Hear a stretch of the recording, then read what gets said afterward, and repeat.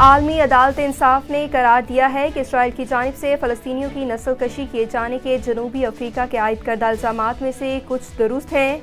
आलमी अदालत इंसाफ के 17 रुकनी पैनल में से 16 जजेस मौजूद हैं और सदर आलमी अदालत इंसाफ ने फैसला सुनाया है कि हमास हमले के जवाब में इसराइली हमलों में बहुत जानी और इंफ्रास्ट्रक्चर कुछ नुकसान हुआ है।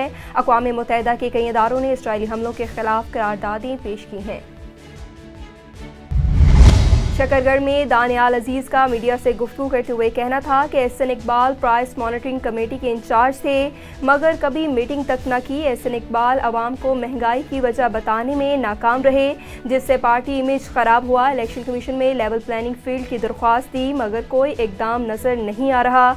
इंतज़ार में है कि इलेक्शन कमीशन आज़ादाना इलेक्शन के लिए अपना किरदार अदा करे। उनका मज़ीद कहना था कि 3 दिन कबल 3 सूबाई उम्मीदवारों को इलेक्शन से दस्तबरदार करवाया गया। अवाम की राय नहीं लेनी तो इलेक्शन क्यों करवा रहे हैं। मैं आपको बताना चाहता हूं कि जो एहसन इकबाल साहब हैं ये नेशनल प्राइस मॉनिटरिंग कमेटी के चेयरपर्सन थे और वैसे भी जो प्लानिंग मिनिस्ट्री है वो overall Pakistan of rules government of Pakistan rules of business के तहत जो इकोनॉमिक कोऑर्डिनेशन और इकोनॉमिक मैनेजमेंट के गवर्नमेंट ऑफ पाकिस्तान के ज़िम्मेदार ये हैं और इसमें जो उनकी कारकर्दगी है वो बिल्कुल नाकस है क्योंकि जब महंगाई रिकॉर्ड लेवल पे पहुंच रही थी इन्होंने कोई उसका हल बताने तो दरकिनार उन्होंने मीटिंग ही नहीं की जो नेशनल प्राइस मॉनिटरिंग कमेटी की है और इससे ये साबित होता है कि इनके पास ना कोई तरजीहात थी ना कुछ पाकिस्तान को देने का था। लेकिन मैं आपको बताना चाहता हूँ कि महंगाई जो है ये स्टेट बैंक के रिकॉर्ड की बात है कि उन्होंने ये बात बताई हुई है, अपने वेबसाइट पे भी मौजूद है, उनकी मुख्तलिफ दस्तावेज़ात में भी मौजूद है कि महंगाई जो है जब वो उसका इफ्तिताह किया जाता है या इख्तियार की जाती है हुकूमत की तरफ से तो 12 माह के बाद वो नमूदार होती है मार्केट की सतह पर। तो इस हवाले से चूँकि ये नालायक वज़ीर हैं, इनको पता ही नहीं था, इन्होंने ये बता ही नहीं सके बयानिया कि ये महंगाई का ज़िम्मेदार कौन है और कैसे हुई है। तो ये इनकी नाकस कारकर्दगी का मुंह बोलता सबूत है। और आखिरी बात मैं बताना चाहता हूँ कि ये हर साल एनुअल प्लान निकालता है प्लानिंग कमीशन जिसके ये वज़ीर थे और उस एनुअल प्लान में पूरा चैप्टर होता है महंगाई का। इन्होंने 2022 में जो निकाला जून में एनुअल प्लान जो बजट डॉक्यूमेंट के साथ शाया होता है उसमें इन्होंने कहा कि 2022-23 का यानी अगले 12 महीने में जो औसत रहनी है महंगाई की वो 11.5% रहनी है। तो जब वो जून आ गया 2023 तो वो औसत जो है वो 30% भी तजावज़ कर गई, यानी इनका जो अंदाज़ा था वो 300 गुना कम था। तो जिसका इनको पता ही नहीं है आलू मिस्टर को, तो इसने फिर उसका बंदोबस्त क्या करें, प्लान क्या बनाना था। तो ये माशाल्लाह इनकी कारकर्दगी है। और ये जब बताते हैं हमें, इन्होंने 1999 में प्लान बनाया पाकिस्तान 2010 प्रोग्राम। उस 2010 प्रोग्राम में दुनिया की हर चीज़ थी, सिर्फ एक लफ्ज़ नहीं था, वो लफ्ज़ था इलेक्ट्रिसिटी, बिजली। और 2010 में पाकिस्तान शिकस्त तो रेख्त हो गया, 18 घंटे लोड शेडिंग थी यहाँ पर। लेकिन उन्होंने एक ऐसी ट्रक की बत्ती ईजाद की है कि वो हर दफ़ा जब उनको ओहदा मिलता है तो वो अगले 10 साल की बात बता देते हैं ताकि मौजूदा वक्त में उनसे पूछा ना जाया करे कि आपकी कारकर्दगी क्या है। और 10 साल बाद जब उनकी कारकर्दगी साबित होती है उस वक्त तक लोग भूल जाते हैं कि इन्होंने 1999 में क्या कहा था। अभी भी उन्होंने यही किया। जब 2010 के बाद उनकी हुकूमत आई तो उन्होंने अगली ट्रक की बत्ती दिखा दी कि 2035 में जो है ना मैं प्रोग्राम बनाया उसका रिज़ल्ट तब आएगा। जब ये इब्तिदा इन्होंने की अपनी रात 12 बजे के बाद कैंपेन की इंतज़ामिया की जिसमें ये दीवारें फैलांग कर लोगों के दरवाज़े तोड़ते हैं, चादर और चार दीवारी का तकद्दुस पमाल किया है।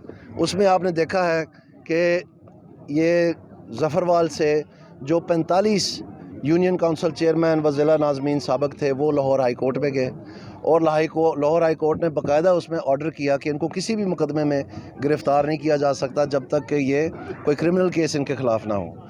फिर एक ख़ुद साख्ता बकुआ जो अभी तक कोई भी नहीं मान रहा पूरे इलाके में, वो इन्होंने अहमद इकबाल पे बनाने की कोशिश की कि जी इन पे फायरिंग हुई है।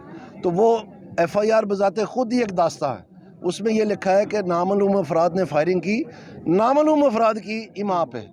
तो ये कैसे हो सकता है कि इनको पहले ही पता चल गया कि नामालूम अफराद की इमाम पे ये हुआ है, ना कि वो मौके के ऊपर कुछ हुआ है। तो ये ज़ाहिर बात है ये तैयारी की जा रही थी कि अब कम से कम ऐसा कवर मिल जाए कि उन 45 को या किसी और को भी उस मुकदमे में डाल के, क्योंकि हर एक के ऊपर मुकदमा बनाना तो बहुत मुश्किल है। तो ये इनके तरीक़ाकार है सारा कुछ करने का। तो उस पर भी हम जाके प्री अरेस्ट बेल करवाएँ और आपके सामने है कि उसके बाद इनकी कैंपेन जारी है। ये रोज़ के जो है 8-10 लोगों को जाके डोर नॉकिंग करते हैं, उनको डराते हैं, धमकाते हैं, जो थाने को बुला लेते हैं, जो आ जाए इनके पास, उसके साथ वहाँ बात करते हैं कि जी आप इधर ध्यान करें, एहसन इकबाल साहब को जो है ना वोट दें। वो पॉइंटेडली कहते हैं, नाम लेके कहते हैं, और वो सारे लोग मौजूद हैं। उनसे फिर अगर किसी को रख लेते हैं, नामालूम जगह पे उनको रखते हैं 1-2 दिन के लिए, तो वहाँ से फिर इनसे रिकॉर्डिंग बना लेते हैं कि जी आप बताएं इस रिकॉर्डिंग में कि आपको पुलिस ने नहीं उठाया, आप तो अपनी मज़ा अपनी रज़ा से गए हैं, छुट्टी मनाने 2 दिन के लिए। हमारे साथ वाले हल्के में सईदुल हसन शाह साहब के छोटे भाई को उठा लिया, वो भी कैंडिडेट हैं। कल एक यहाँ पर कैंडिडेट हैं इंडिपेंडेंट हमारे बरादरी के ही, उन्होंने भी प्रेस कॉन्फ्रेंस की है कि उनके साथ क्या हो रहा है। उससे चंद दिन पहले 3-4 MP हज़रात दस्तबरदार हो गए इलेक्शन। तो ये आपके सामने है सारा कुछ, ये किसी एक के लिए नहीं है, ये सब के लिए है, ताकि ये लाडले जाके दोबारा तबाही मचा लें। सबको आपके ज़रिए मैं पैगाम देना चाहता हूँ कि आप साबित कदम रहें। ये हमारा आइनी हक़ है, ये हमारा कानूनी हक़ है। अगर इन्होंने आपकी राय नहीं मालूम करनी थी तो इलेक्शन फिर क्यों करा रहे हैं? ना कराते इलेक्शन, वैसे ही कोई बंदोबस्त कर लेते अपना कोई। लेकिन जब इन्होंने राय की है तो आपकी राय का ये इस्तेमाल करके अपनी नाजायज़ हरकत जो हैं उनके ऊपर पर्दा डालना चाहते हैं, तो आपकी राय उसमें शामिल नहीं होनी चाहिए। तो ये बात जो है फरवरी की 8 तारीख को 2024 को तय होनी है कि आपकी राय क्या है। तो पोलिंग के ऊपर आप अपने हक़ रादियत का जो हक़ है उसको भरपूर अंदाज से आपके सामने जो है आपने वोट आपने डालना है, उस संदूकड़ी में डालना है। उसके बाद गिनती भी आपके वहाँ एजेंटों ने और आपके गांव के लोगों ने खड़े होकर करवानी है। तो ये आखिर तक जो है उनको रिटर्निंग अफसर साहब के दफ्तर तक पहुँचा के आना है, ताकि इसमें कोई हेरा फेरी करो बदल ना किया जा सके। क्रीम पार्क सब डिवीजन की हदूद में कमर्शियल सारिफ बिजली चोरी करते हुए पकड़ा गया। पकड़े जाने वाले मुलजिमान को 10 लाख से ज़ायद जुर्माना आयद कर दिया गया। मुलजिम बोगस मीटर के जरिए बिजली चोरी कर रहा था। बोगस मीटर को कब्जे में लेकर मुलजिम के खिलाफ अंदराज मुकदमे की दरख्वास्त दायर कर दी गई। मुलजिम को डिडक्शन बिल की मदद में 16,391 यूनिट्स चार्ज किए गए।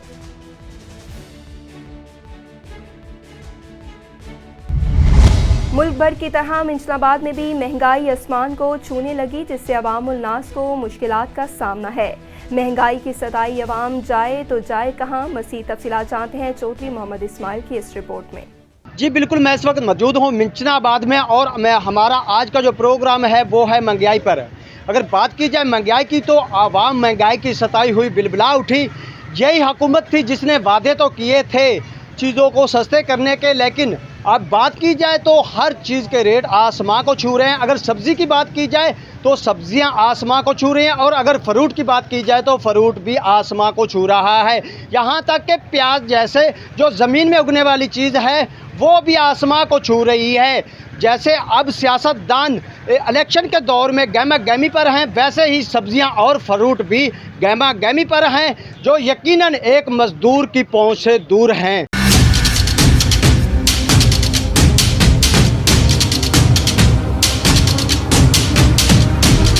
इतनी महंगाई हो रही है, इनने बोला था कि आटे की कीमत कम करेंगे, घी की कीमत कम करेंगे।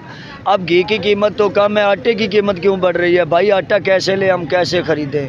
आप खुद सोचें कि रोटी से पेट भरता है, मिट्टी तो हम खा नहीं सकते। इसलिए भाई मेहरबानी करें, गुजारा करें।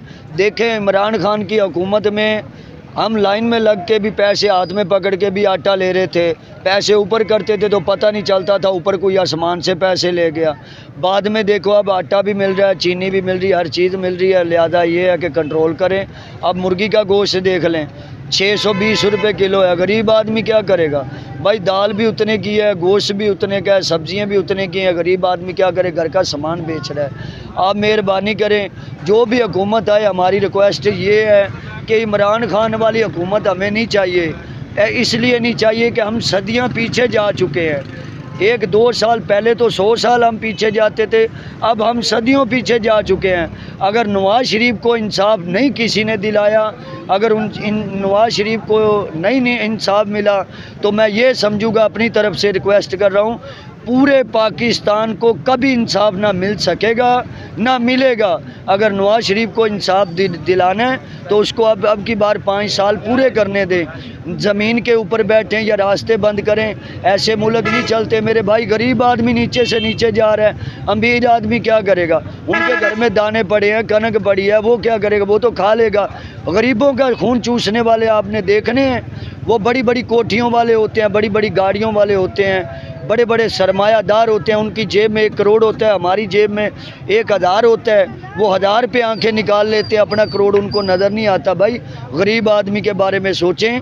कोई आदमी अपने बच्चों की स्कूल की वर्दी नहीं ले सकता, अपने बच्चों के बूट नहीं ले सकता, ठंड से बीमार पड़े अस्पताल जाके देखें आप।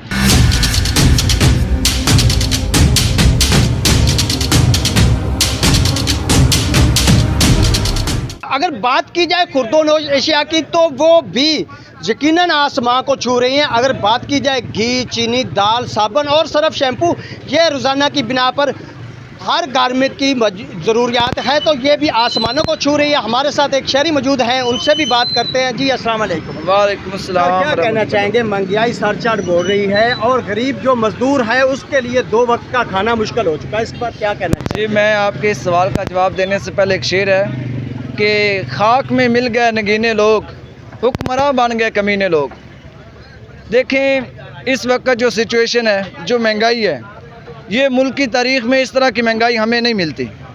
और चावल, चीनी, दाल, ये जो घरेलू चीज़ें हैं, ये भी इनकी जो कीमत है वो भी सफ़ेद पोश की जो पहुँच से कोसों दूर हो चुकी है। तो मैं ये समझता हूँ कि इसका जो बेहतरीन हल है वो यही है कि हुक्मरान और इनके जो वज़रा हैं वो अपनी बदमाशियाँ, अयाशियाँ छोड़ दें, तो ये इस कौम को सुख का सांस आ सकता है। अदरवाइज़ बिल्कुल इस कौम को सुख का सांस नहीं आ सकता। सर क्या कहना चाहेंगे? अभी इलेक्शन भी आ रहे हैं, इलेक्शन के बाद मज़ीद महंगाई बढ़ेगी या वाकई ही चीज़ों का जो हुकूमत बनेगी रेट कम करेगी, इस पर क्या कहना चाहेंगे? देखें ये जो पॉलिटिकल पार्टीज़ हैं, एक आती है दूसरी चली जाती है, इनके अंदर बिल्कुल भी सलाहियत नहीं है कि ये मुल्क अपने पाँव पे खड़ा कर सकें। मैं ये समझता हूँ कि ये पॉलिटिकल पार्टीज़ हैं, इनको ख़त्म किया जाए और बस मार्शल लगा दिया जाए, ताकि ये जो वज़रा हैं इनकी बदमाशियाँ ख़त्म हो जाएंगी। और मैं समझता हूँ कि इसके जो समरात हैं वो आम शहरी तक भी पहुँचेंगे। सर क्या कहना चाहेंगे? जो मज़दूर है, सफ़ेद पोश लोग हैं, मज़दूर बेचारे दिहाड़ीदार की सिर्फ 700-800 रुपया दिहाड़ी है और दिन भर वो मेहनत मुशक्क़त के बाद क्या शाम को 500-600-700 रुपये में आटा जो 1400 रुपये की 10 किलो की थैली पहुंच चुकी है वो लेके जाए, आटा लेके जाए या अपने बच्चों के लिए फ्रूट लेके जाए, सब्ज़ी लेके जाए या घी जैसी चीज़ें लेके जाए, इस पर आप क्या कहना चाहेंगे? मज़दूर तो इस वक्त यकीनन जो बहुत ही ज़िंदगी गुजारना उसके लिए मुश्किल हो चुका है। जी बिल्कुल, ये हकीकत है कि मज़दूर की मज़दूरी बिल्कुल नहीं बढ़ी है। हर चीज़ बढ़ी है लेकिन मज़दूर की मज़दूरी नहीं बढ़ी, वही है 500-600 रुपये, और वो भी नहीं मिलती, मज़दूरी भी नहीं मिलती। और जो हमारे उमरा हैं वो मज़दूर की जो है उससे फ़ायदा उठा रहे हैं मज़दूर से, यानी कि वो 400-500 मज़दूरी पे रखते हैं लोग और उनसे वो काम लेते हैं और हर चीज़ आपको पता बढ़ गई है। तो इस वक्त जो मज़दूर हैं वो बहुत परेशान हैं और ख़ुदकुशी पे वो इस वक्त जो है ना इस तरह के मामलात आ गए हैं। तो मैं समझता हूँ कि बस इसका एक ही हल है कि हमारे जो हुक्मरान हैं, वज़रा हैं, ये अपनी बदमाशी छोड़ें और इस कौम को सुख का सांस लेने दें। खुदा रहा।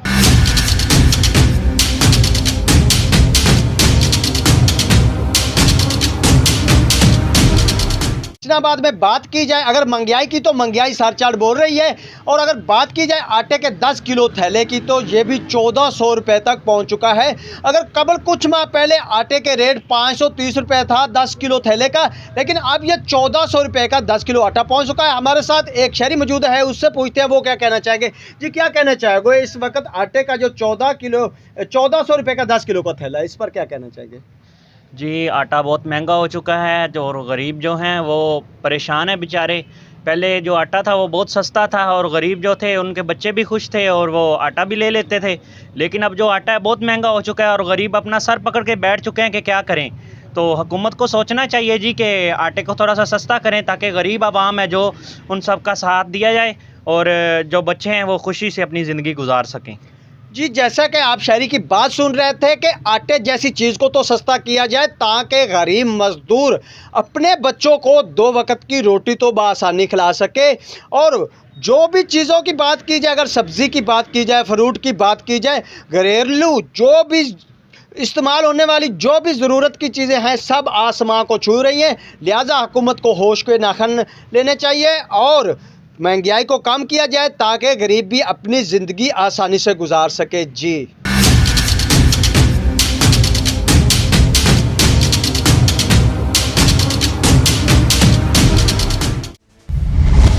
निगरान सूबाई वज़ीर सेहत प्रोफेसर डॉक्टर जावेद अकरम अलसुबह साहिवाल टीचिंग हस्पताल पहुंच गए। प्रोफेसर डॉक्टर मोहम्मद इमरान भी उन निगरान सूबाई वज़ीर सेहत के हमरा थे। निगरान सूबाई वज़ीर सेहत प्रोफेसर डॉक्टर जावेद अकरम ने साहिवाल टीचिंग हस्पताल के एमरजेंसी ब्लॉक, MRI ब्लॉक और रहमतुल आलमीन ब्लॉक का दौरा किया। प्रोफेसर डॉक्टर जावेद अकरम ने रहमतुल आलमीन ब्लॉक में तामीराती काम का तफसीली जायज़ा लिया और एमरजेंसी ब्लॉक में मरीजों की अयादत भी की। निगरान सूबाई वज़ीर सेहत का कहना था कि पंजाब के 100 से ज़ायद सरकारी अस्पतालों में रिवैम्पिंग का काम कामयाबी से जारी है। पंजाब की तारीख में पहली बार इतने वसी पैमाने पर सरकारी अस्पतालों के हालात बदले जा रहे हैं। सरकारी अस्पतालों में मरीजों के लिए आसानियाँ पैदा करना हमारी बुनियादी जिम्मेदारी है।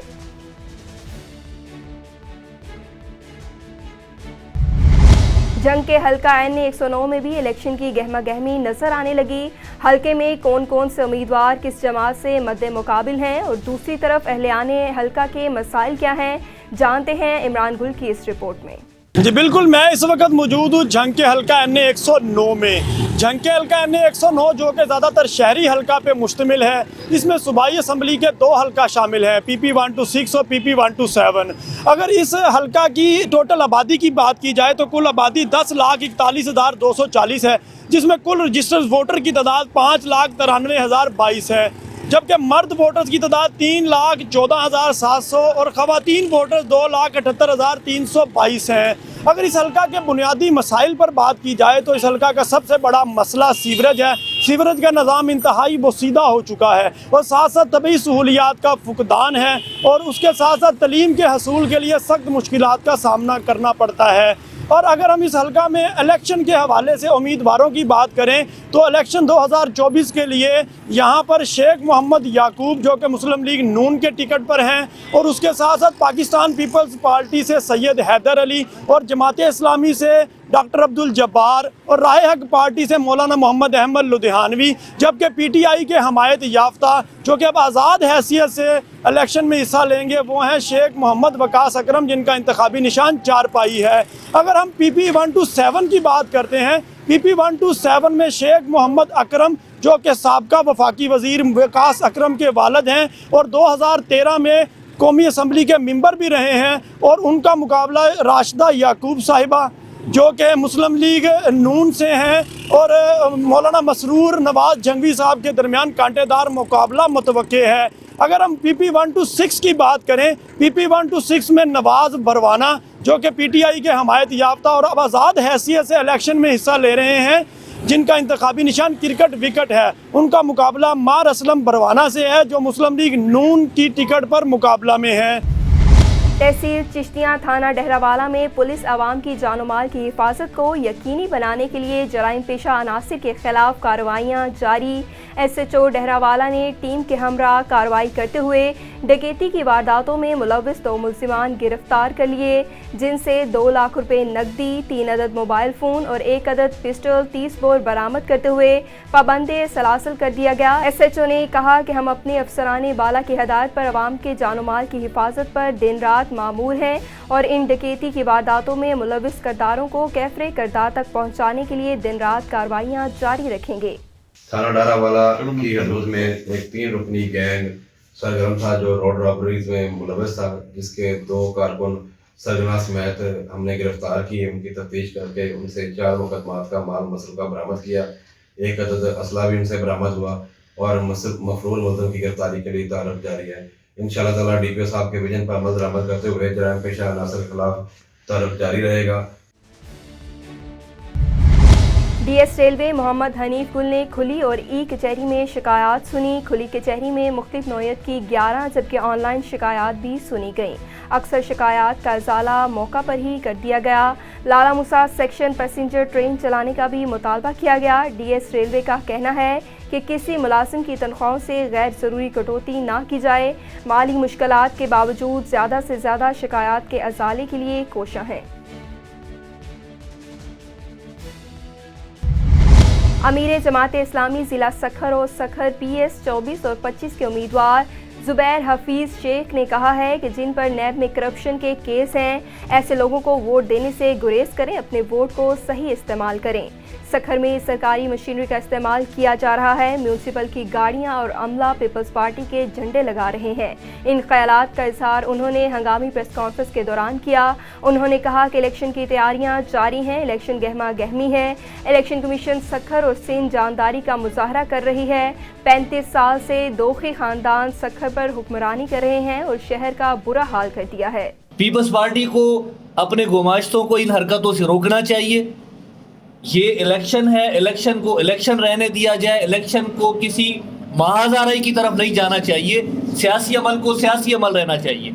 तो ये सारी सूरत हाल है। मुख्तलिफ इलाकों से कारकुनान की मुस्तकिल शिकायत आ रही है कि पीपल्स पार्टी के लोग और दीगर उनके इत्तेहादी जो उनके साथ रहे हैं वक्तन फ़वक्तन उन्हें जगह जगह पर बैनर उतारने की और झंडे उतारने की हरकतें की हैं। ये सारा मामलात है। हमने इस मामले पर आज दोबारा भी DRO को इसके हवाले से आगाह किया है और आपके ज़रिए से दोबारा इस पर हम अपनी बात पहुंचाना चाहते हैं। असल मामला ये है कि 35 साल से दो ख़ानदान सखर के ऊपर काबिज़ हैं और उनके लोग और वही जो है मुंतखब होकर चले आ रहे हैं। सखर का अरबों रुपए का बजट उनके हवाले होता रहा है और वही सखर में खर्च करते आ रहे हैं।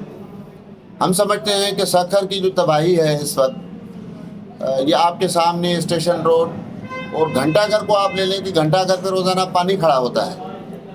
वो एक घंटाघर उस वहाँ से जो है गंदगी और पानी वो ख़त्म नहीं कर सकते हैं और अभी तक नहीं कर सके हैं।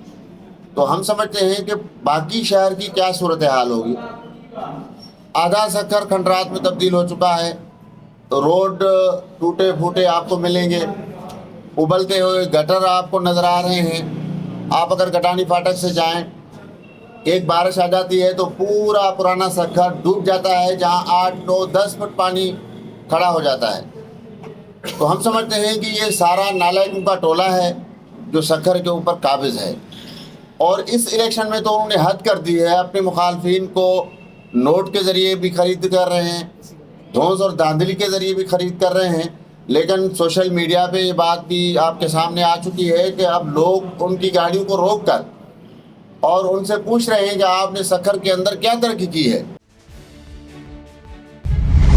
मरकज़ी इमाम बारगाह बाबुल इल्म डिग्री में अंजुमन अली सजाद की जानिब से जश्न ज़हूर मौलूद काबा मुश्किल किशा अमीर कायनात अमीरुल मोमिनीन मौला अली अलैहिस्सलाम की आमद पर शिया और सुन्नी इत्तेहाद के साथ भरपूर तरीके से मनाया गया। इसी हवाले से रिपोर्ट कर रहे हैं डिग्री से हमारे नुमाइंदे लियाकत अली। डिग्री में भी मौलूद काबा अमीरुल मोमिनीन मौला अली अलैहिस्सलाम इब्ने अबी तालिब ऐनुल्लाह नूरुल्लाह असदुल्लाह वलीउल्लाह इमाम मुबीन हैदर कर्रार अबू तर्राब शेर खुदा फातिहा खैबर दामाद नबी सल्लल्लाहु अलैहि वसल्लम बाबाए हसनैन हैदर कर्रार इमामुल मुत्तकीन इमामुल अव्वलीन का जश्न मनाया गया। जश्न मौलूद काबा का आगाज़ ज़ाकिर आले मोहम्मद वकार लुत्फ़ अली शेख ने किया, जबकि कसीदा ख्वानी में मोहम्मद रफ़ी कमरानी फ़कीर काज़िम हुसैन खासकली ने की।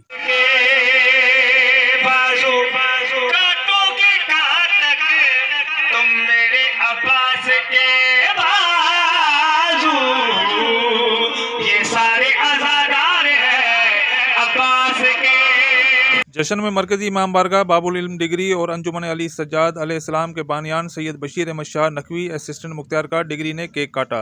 इस मौका पर अहले सुन्नत बिरादरी भी बड़ी तादाद में शिरकत की, जबकि मवालियान हैदर करार ने जज़ब और सरमस्ती में धमालें भी डाली। मरकज़ी इमाम बारगाह बाबुल इल्म को इंतहाई खूबसूरती के साथ फूलों और रंगीन बरकी कमकमों से सजाया गया था, जबकि अंजुमन अली सज्जाद और अहले सुन्नत बिरादरान की जानिब से भी मुख्तलिफ मकामात पर केक काटने का सिलसिला भी जारी रहा। आशिकान हैदर करार जगह जगह लोगों में शरबत मिठाइयाँ चाय की सबील लंगर भी तकसीम किया गया और आखिर में पाकिस्तान की सलामती और इस्तेकाम के लिए दुआएं भी मांगी गई। लियाकत अली राजपूत डिग्री। खपरू पाकिस्तान तहरीक इंसाफ के हमायत याफ्ता आज़ाद उम्मीदवार NA 209 सांगड़वन पर फमीदा शाह और PS 41 हाजी असलम जट ने अपनी बाकायदा इंतखाबी मुहिम का आगाज़ कर दिया। कार्नर मीटिंग में आए लोगों से फमीदा शाह ने खिताब करते हुए कहा कि हमें हर तरह से इलेक्शन लड़ने से रोका गया, हमारा इंतखाबी निशान छीना गया और तो और हमारे बैनर्स पैनाफ्लेक्स पर भी हमारे कायदीन की तस्वीर लगाने से मना किया गया, मगर हम फिर भी इलेक्शन लड़ेंगे। गुज़िश्ता 15 सालों से तालुका खपरू पर हुकूमत करने वालों ने खपरू शहर को पेरिस बनाने के दावे किए थे, मगर खपरू को पेरिस के बजाय खंडरात में तब्दील कर दिया गया। गवर्नमेंट हाई स्कूल की छत का प्लस्तर अचानक गिर गया। स्कूल में ज़ेर तालीम बच्चे मौज़ाना तौर पर महफूज रह गए। स्कूल इंतज़ामिया के मुताबिक कई बार महकमा तालीम के अरबाब इख्तियार को इस तरफ मुतवज्जा करवाया, दरख्वास्तें भी दी गईं, मगर स्कूल की हालत ज़ार ना बदल सकी।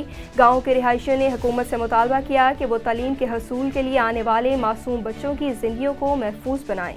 मैं as a HM government high school number 161 ये मेरी आला काम से गुजारिश है कि हमारे स्कूल की छत जो है ये आए दिन जो है वो गिरती है। तकरीबन 8-10 दफ़ा जो है वो ये गिर चुकी है और मैंने पहले भी फिजिबिलिटी रिपोर्ट उन्होंने मांगी और इसकी पिक जो है वो और पूरा जो है वो रिपोर्ट बनाकर दी है, तो अभी तक इसकी जो है वो कोई भी खातर खा जो है वो नतीजा नहीं निकला।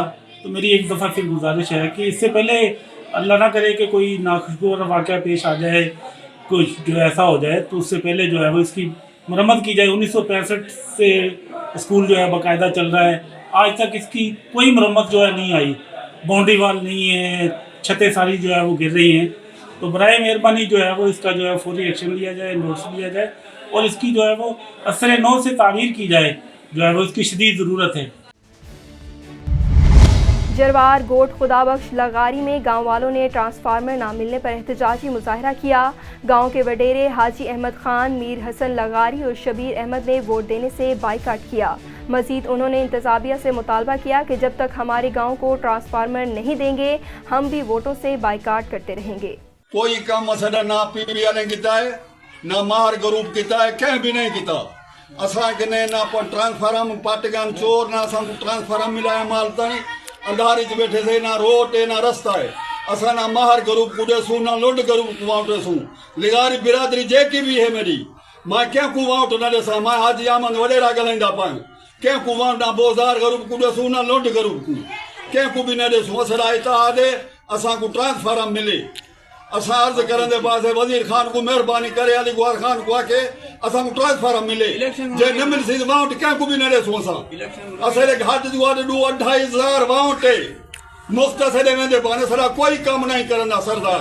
ना PPL करन ना मार ग्रुप वाले करन दिला साले टुका छोड़न। असदा इलेक्शन बाइकाट करो न करे बाइकाट करे कौन जल्दी असला कम नती दी असला कम नहीं नती बाहर ग्रुप होवे लुंड ग्रुप होवे केड़ाई ग्रुप हो समाउट न दे असरा वडेरा ना के दी वोट असा आखे दे पास सरदार रहीम खान को अर्ज करन दे पासे वजीर खान को अर्ज करन दे पास असला मसला हल करे। हल न करे से असा वोट न देसू। बाबर खान को भी अर्ज कर दे बाबर खान लुंड होवे असा किए भी असा मोहम्मद बस के मार को असे जस तई बिजली ट्रांसफार्म था न देसन वोट न देसू। असा आधारित बैठे से साहब। पाकिस्तान क्रिकेट बोर्ड के कायम मुकाम चेयरमैन शाह खावर का कहना है कि 3 साल के मुत्तखिब चेयरमैन को हटाने का ट्रेंड ख़त्म होना चाहिए। लाहौर कज़ाफ़ी स्टेडियम में प्रेस कॉन्फ्रेंस करते हुए शाह खावर ने कहा कि अगर गवर्निंग बोर्ड को कल नोटिफाई कर देते तो 1 हफ्ते के अंदर इलेक्शन करवा सकते हैं। हम इलेक्शन को 8 फरवरी के बाद भी करवा सकते हैं, लेकिन इसका इंहिसार गवर्निंग बोर्ड की तश्कील पर है।